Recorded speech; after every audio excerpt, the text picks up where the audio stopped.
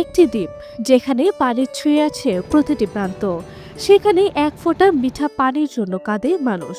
এই পরিহাস যেন অঞ্চলটির নিয়তি। দক্ষিণে সুন্দরবন, পূর্বে কপোতাক্ষ, উত্তর ও পশ্চিমে খোলপেটুয়া নদী বেষ্টিত সাতক্ষীরার শ্যামনগর উপজেলার গাম্বুরা ইউনিয়ন। চারদিকে পানি, অথচ সুপেয় পানির তীব্র সংকটে ভুগছে প্রায় 40,000 মানুষের এই দ্বীপ ইউনিয়ন। আমরা কিনতে পারিনি বলে খাতে পারিনি, 5 টাকা দিতে হয়, 1 কষি করে পানি খাইতে হয়। আমরা সকমে পারে না, আমরা খুব গরিব মানুষ, অসহায় মানুষ, আমরা কিভাবে পানি কিনে খাবো? আমরা প্রতিদিন লাগে 2-3 কষি করে পানি, এত আমরা কিনে খাতে পারিনি। আমাদের 42,000 মানুষ ওই পানিটা খাইতে হয়। ডেলি যদি 100 কষি 500 কষি পানি উঠানো হয়, তাহলে পানি তো আস্তে আস্তে কমতে থাকবে। এখন বর্তমান 2 থেকে 3 হাত পানি আছে। পরবর্তী এই যে রোদের তাপ, আমার এই পরক্ষণ 2-1 মাস পরে আমাদের পানি, ওই পানিটাও থাকবে না। এরকম দূরত্ব পানির কষ্ট আমাদের। তা গাভুরায় যদি এরকম কয়েকটা পুকুর হতো, তাহলে এই 42,000 মানুষের মনে হয় খুব একটা পানির সংকট আমাদের মিটে যেত। পানির কষ্ট আমাদের সব সময় লেগে আছে। পানি আমাদের পাওয়া যায় না, অনেক দূরে। মহিলারা পানি আনতে গেলে 1 থেকে 2 ঘন্টা সময় লাগে। গাবুরার 15টি গ্রামের মধ্যে অন্তত 10টিতে ভূগর্ভস্থ মিঠা পানির অস্তিত্ব নেই, যে কারণে সেখানে টিউবওয়েল বসানো সম্ভব নয়।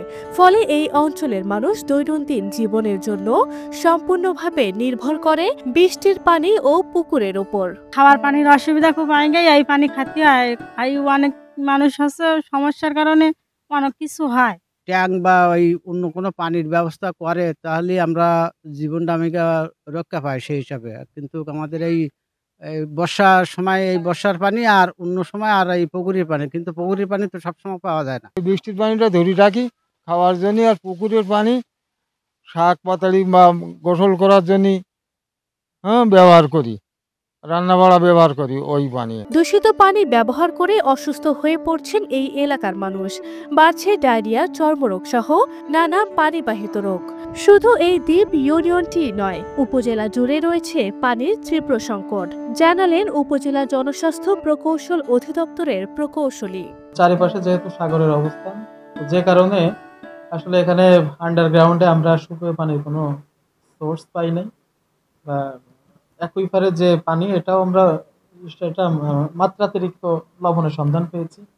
তো আসলে সেখানে শুধুমাত্র বৃষ্টির পানি এবং সারফেস ওয়াটার, পুকুরের পানির মাধ্যমে আমরা পানি সরবরাহ কাজ সম্পাদন করে থাকি। যখন অনাবৃষ্টি হয় অথবা বৃষ্টিপাত অনেক কম থাকে পরিমাণে, তো তখন এখানে সুপেয় পানির একটা সংকট লেগে থাকে। এবং বিভিন্ন সময়ে বিভিন্ন মারফত আমরা জানতে পারি যে সেখানে সবসময় তীব্র পানির একটা সংকট থাকে। তো এটা নিরসনে আসলে জনস্বাস্থ্য প্রকৌশল অধিদপ্তর দীর্ঘদিন ধরে কাজ করে যাচ্ছে, যেহেতু এখানে শুধুমাত্র সারফেস ওয়াটার এবং বৃষ্টির পানি ছাড়া অন্য কোনো উপায় পানি সরবরাহ করা সম্ভব নয়। এদিকে খাল ও পুকুর খননের মাধ্যমে পানির আধার তৈরির উদ্যোগ নেওয়া হচ্ছে। পাশাপাশি লবণাক্ত পানি বিশুদ্ধ করার প্রযুক্তি ব্যবহার করা গেলে টেকসই সমাধান আসতে পারে বলে জানান উপজেলা নির্বাহী কর্মকর্তা। জীবন ধারণের নিমিত্ত যে সুপেয় পানির প্রয়োজন, সেটি অত্যন্ত নাজুক অবস্থানে আছে। অত্যন্ত কম পরিমাণে আসলে মানুষ সুপেয় পানি পেয়ে থাকে। তো এটার জন্য সরকারিভাবে আমাদের জনস্বাস্থ্য প্রকৌশল অধিদপ্তরের মাধ্যমে রেইন ওয়াটার হারভেস্টিং যে ড্রামগুলো দেওয়া হয় সেটি অব্যাহত আছে, যেখানে ডিপ টিউবওয়েল সাকসেসফুল, সেটা আমরা পরিকল্পিতভাবে যাতে করা যায় সেই ব্যবস্থা অব্যাহত রয়েছে। সুপেয় পানির আধারগুলা যাতে দখলমুক্ত করে সেটি খনন করে বৃষ্টির পানি সংরক্ষণ করা যায়, সেজন্য আমাদের যে খালগুলা রয়েছে, যেগুলো ভরাট হয়ে গিয়েছে, সেই খালগুলো পুনঃখননের কার্যক্রম চলমান রয়েছে।